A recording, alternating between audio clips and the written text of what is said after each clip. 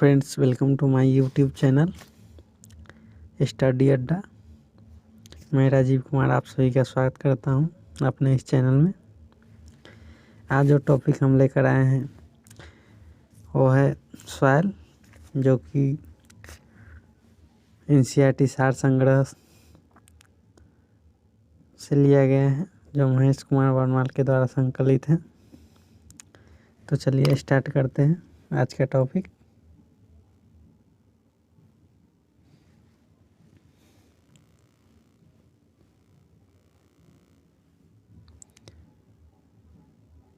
भारत की मृदाओं का वर्गीकरण उत्पत्ति, रंग, संयोजन तथा अवस्थिति के आधार पर जलोढ़ मृदा, काली मृदा, लाल और पीली मृदा, लेटेराइट मृदा, शुष्क मृदा, लवणीय मृदा, पीट मृदा, वन मृदा।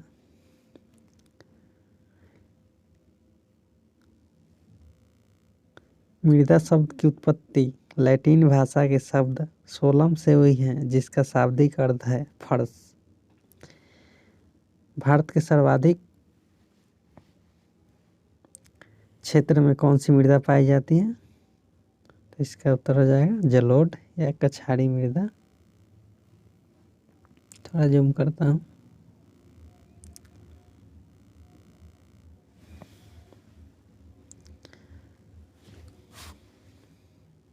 भारत के सर्वाधिक क्षेत्र में कौन सी मृदा पाई जाती है? तो इसका उत्तर है जलोढ़ या कछाड़ी, दोनों एक ही हैं।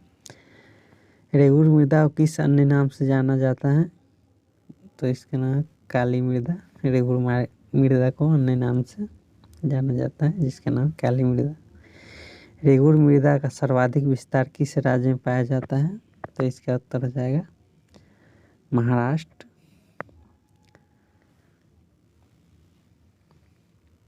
मालवा का पठार में किस प्रकार की मृदा की अधिकता होती है? इसका उत्तर हो जाएगा काली मृदा। मालवा के पठार में। नेक्स्ट, काली मृदा को स्वतः जुताई वाली मृदा भी कहा जाता है, जिसमें सिंचाई की कम आवश्यकता पड़ती है। यह मृदा कपास की खेती के लिए सबसे उपयुक्त मानी जाती है।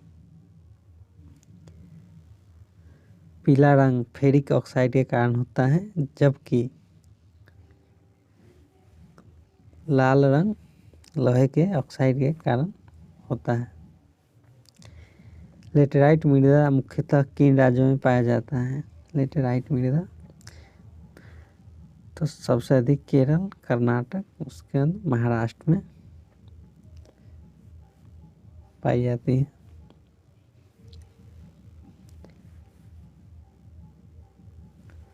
लोहे की मात्रा अधिक होने के कारण कौन सी मृदा दिनों दिन अनुवर यानी इनफर्टाइल होती जा रही है? तो लेटेराइट मृदा। इनफर्टाइल मतलब उपजाऊहीन। मृदा की क्षारीयता को कम करने के लिए जिप्सम का प्रयोग किया जाता है। काफ़ी इम्पोर्टेंट क्वेश्चन। जिप्सम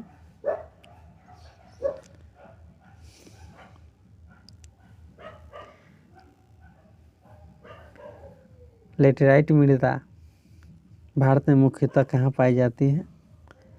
इसका उत्तर हो जाए मालाबार तटीय प्रदेश। सबसे कम जल धारण क्षमता किस प्रकार की मिट्टी में होती है? बलुई दोमट मिट्टी या मृदा।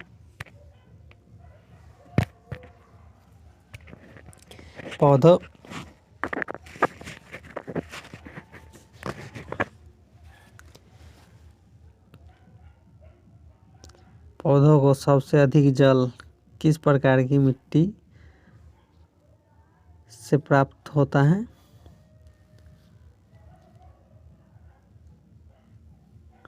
तो इसके आंसर है चिकनी मिट्टी या चिकनी मृदा।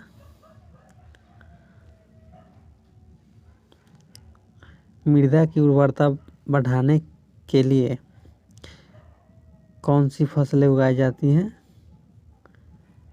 तो इसका उत्तर हो जाएगा दलहनी फसलें। दलहनी फसलों के जड़ों में जो राइजोबियम नामक बैक्टीरिया होते हैं जो नाइट्रोजन स्थिरीकरण के लिए जाने जाते हैं।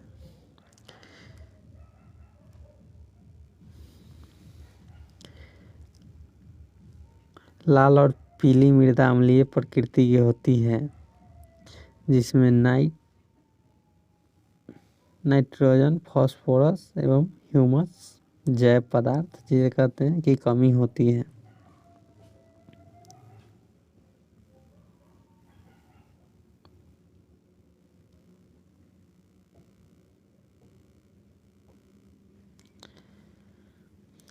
चंबल घाटी का निर्माण किस भौगोलिक प्रक्रिया से हुआ है? तो इसका उत्तर है अवनालिका अपरदन, जिससे गिल्ली इरोजन से। चाय बागानों के लिए कौन सी मृदा उपयुक्त है? लेटेराइट मृदा। दोमट मृदा में कौन सी कण पाए जाते हैं?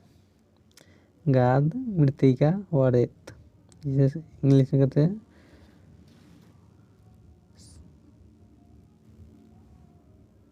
Silt, clay, sand.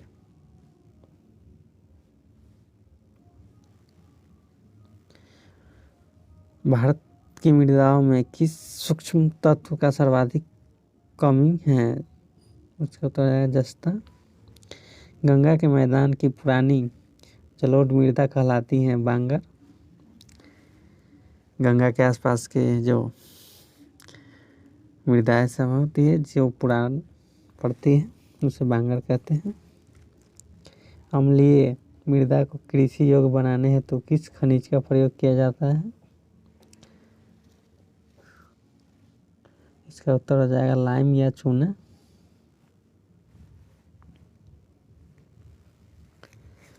भारत में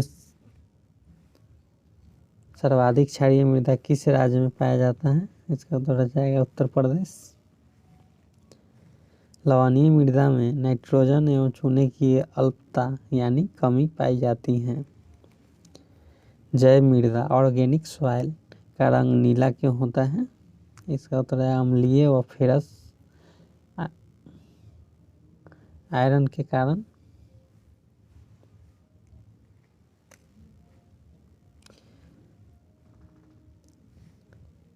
पश्चिमी राजस्थान का मृदा में किस खनिज की अधिकता पाई जाती है?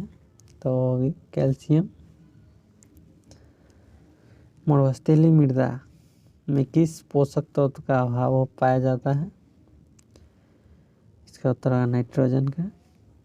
मरुस्थलीय मृदा में किस पोषक तत्व का अभाव पाया जाता है? नाइट्रोजन। काफी इम्पोर्टेंट प्रश्न है।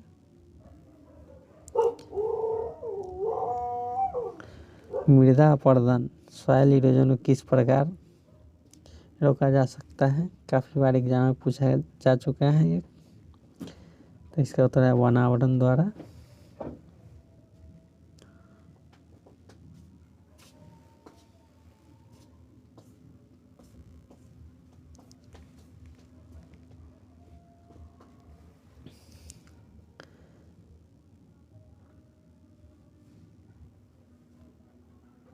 पीएच के अनुसार मृदा की प्रकृति। पीएच मान दिया हुआ है। इधर मिट्टी की प्रकृति 1 से 6 के बीच में पीएच मान रहेगा तो अम्लीय मिट्टी या मृदा कहलाएगी, एसिडिक सॉइल। और अगर 7 रहे तो उदासीन मिट्टी, न्यूट्रल सॉइल। 8 से 14 क्षारीय मिट्टी, अल्केलाइन सॉइल।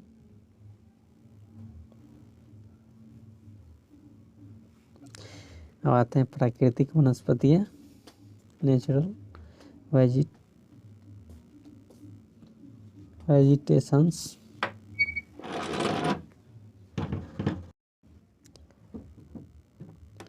विभिन्न प्रकार के वन समूहों का वनावरण।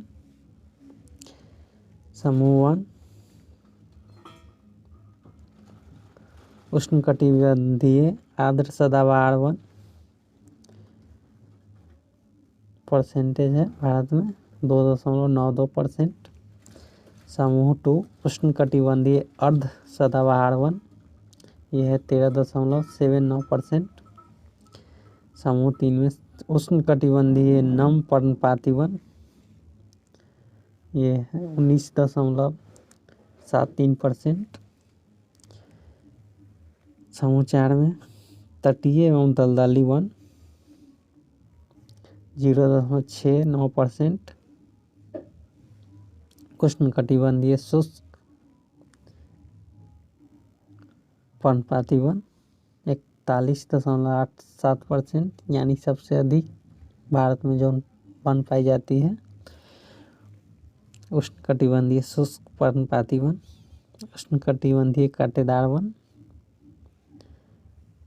2.25%। उष्णकटिबंधीय शुष्क सदाबहार वन 0.13%।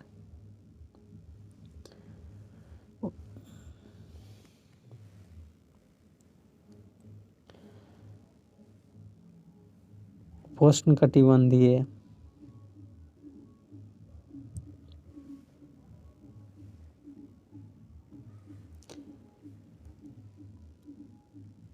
उपोष्णकटिबंधीय चौड़ी पत्तीयुक्त पर्वतीय वन जो कि 2.69%। उपोष्णकटिबंधीय कोनधारी वन 2.69%, ये भी नहीं। उपोष्णकटिबंधीय शुष्क सदाबहार वन 0.03%। माउंटेन आर्द्र समशीतोष्ण वन 0.69%। हिमालय शीतोष्ण वन 4.12%। हिमालय शुष्क समशीतोष्ण वन 0.84%। उप अल्पाइन एवं अल्पाइन वन 2.55%, कुल 100%।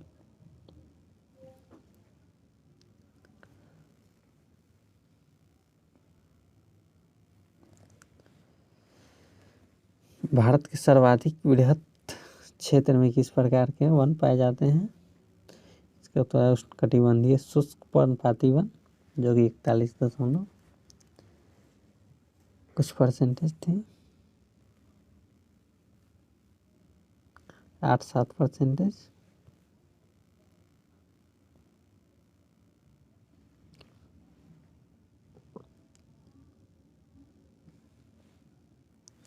उष्णकटिबंधीय सदाबहार क्षेत्र में औसतन वर्षा कितनी होती है?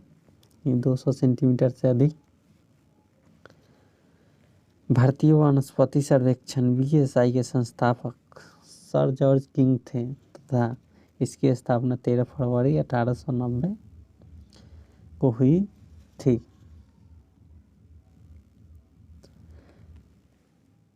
भारत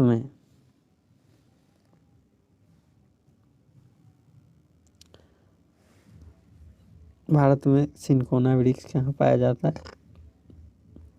तो इसका उत्तर है दार्जिलिंग, पश्चिम बंगाल। कत्था बनाने हेतु किस वृक्ष की लकड़ी का प्रयोग होता है? तो खैर।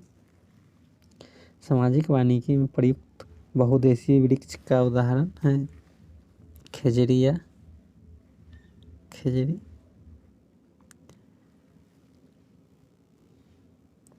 भारत में वन संरक्षण अधिनियम किस वर्ष पारित किया गया है? वर्ष 1980। काफी इम्पोर्टेंट प्रश्न, बार बार पूछा जाता है एग्जाम में। 1980 वन संरक्षण अधिनियम 1980। सागौन तथा साल के वृक्ष किस प्रकार के वनों में पाए जाते हैं? उष्णकटिबंधीय आर्द्र पर्णपाती वनों में।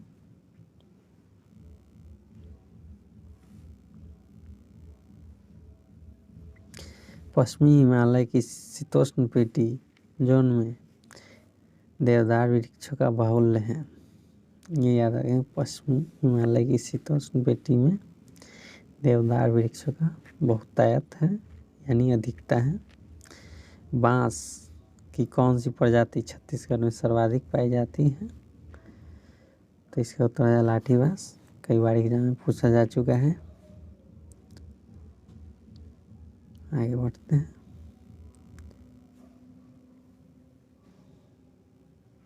भारतीय वन प्रबंधन संस्थान की स्थापना 1982 भोपाल में की गई थी। 1982 भोपाल में की गई थी।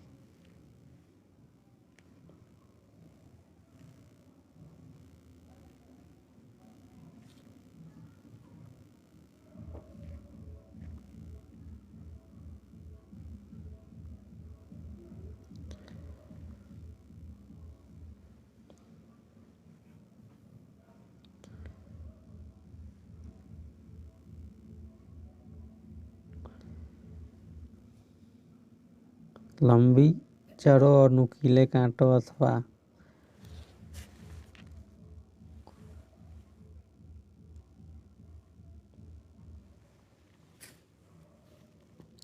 पृष्ठयुक्त झाड़ियाँ और लघु वृक्षों वाले वन समानता पाए जाते हैं राजस्थान में। संयुक्त राष्ट्र खाद्य एवं कृषि संगठन की नवीन रिपोर्ट के अनुसार वार्षिक स्तर पर वनों क्षेत्रों में सबसे ज़्यादा वृद्धि में भारत को विश्व में कौन सा स्थान प्राप्त हुआ है? तो इसका उत्तर हो जाएगा 8वां।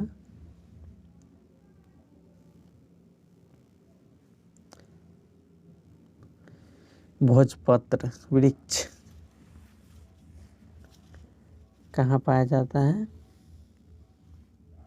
इसका उत्तर है हिमालय में। पलाश के वृक्ष को जंगल की आग भी कहा जाता है, यानी इस वृक्ष से जंगलों में आग लग सकती है।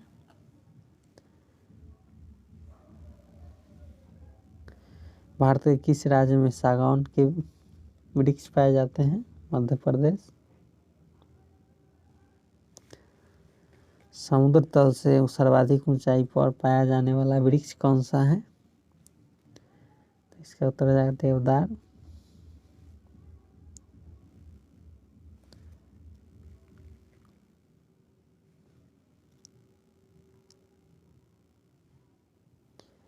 चिपको आंदोलन के प्रणेता कौन थे? सुंदरलाल बहुगुणा, जिनका अभी हाल ही कुछ दिन पहले निधन हो गया था। भारतीय वन संरक्षण FSI की स्थापना कब हुई थी? 1 जून 1981। वन संरक्षण अधिनियम 1980 याद रखेंगे। भारत में मैंग्रोव वनस्पति कितने क्षेत्रफल में विस्तृत है? 4975 वर्ग किलोमीटर।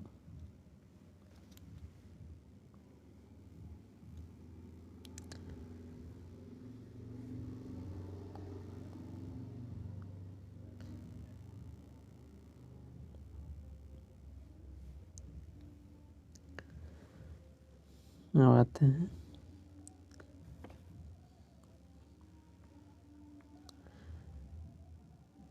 वनस्पति क्षेत्र कहाँ से कहाँ तक फैली हुई है, ये कौन सी वृक्ष पाई जाती है? भारत के 8 वनस्पति क्षेत्र हैं। क्षेत्र है हिमालयी क्षेत्र, विस्तार है कश्मीर से कुमायूं तक। इसमें शीतोष्ण कटिबंधीय भाग, चीड़, देवदार, शंकुधारी वृक्ष, कोनिफर्स व चौड़ी पत्ती वाले शीतोष्ण वृक्ष। अल्पाइन क्षेत्र, शीतोष्ण से ऊपरी सीमा, श्वेत देवदार, श्वेत भोज वृक्ष एवं सदाबहार वृक्ष।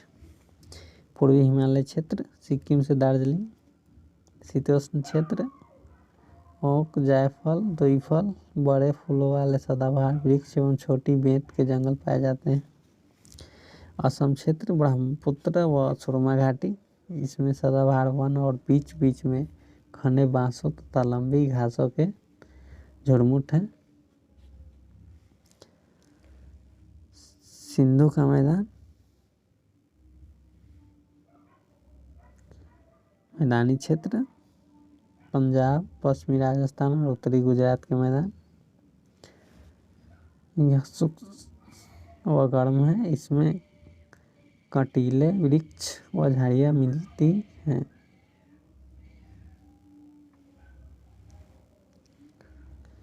गंगा का मैदानी क्षेत्र, कछारी मैदान। इनमें गेहूँ, चावल, गन्ने की खेती होती है।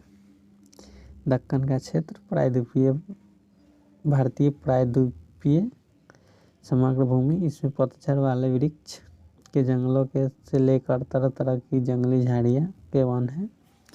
मालाबार क्षेत्र, प्रायद्वीपीय तट। घने जंगलों के अतिरिक्त व्यापारिक फसलें पाई जाती हैं, जैसे नारियल, सुपारी, काली मिर्च, कॉफ़ी, चाय, रबर, काजू आदि। अंडमान क्षेत्र, अंडमान द्वीप। इसमें सदाबहार, अर्ध सदाबहार, कच्छ वनस्पति, समुद्र तटीय व अल्पाइन जंगलों की अधिकता है। भारत के प्रमुख वानिकी शोध संस्थान। इससे हर एग्जाम में 1 या 2 प्रश्न पूछे ही जाते हैं।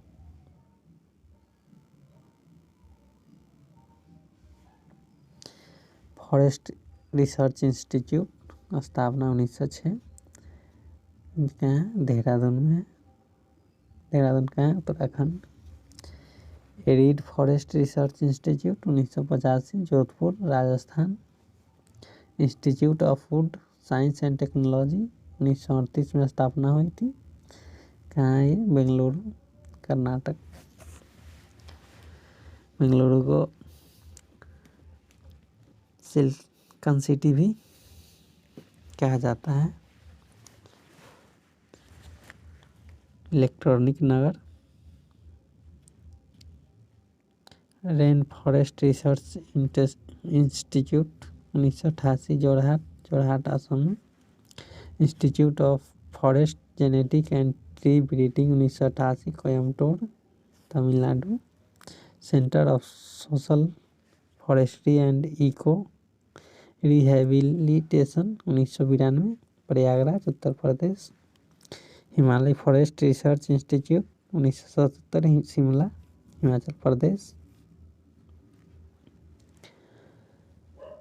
Advance centre for biotechnology and mangrove forest 1997, Hyderabad, Telangana. Tropical forest research institute 1988, Jabalpur, Madhya Pradesh.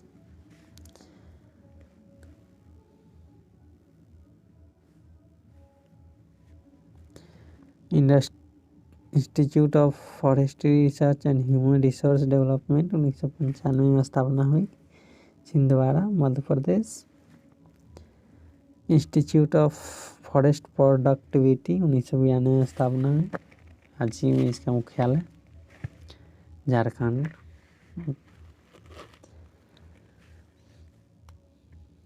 Indian plywood industry research and training institute 1962 में स्थापना है, बेंगलुरु में इसका मुख्यालय। Indian institute of forest management 1982, Bhopal, Madhya Pradesh. G V Pant Himalaya पर्यावरण एवं विकास संस्थान 1988, अल्मोड़ा, उत्तराखंड। उष्णकटिबंधीय वनस्पति उद्यान और अनुसंधान संस्थान 1979, तिरुवनंतपुरम, केरल। वृक्षों को बचाने के लिए चिपको आंदोलन की शुरुआत उत्तराखंड के टिहरी गढ़वाल जनपद से की गई थी। तो ये थे आज के महत्वपूर्ण टॉपिक जो सवाल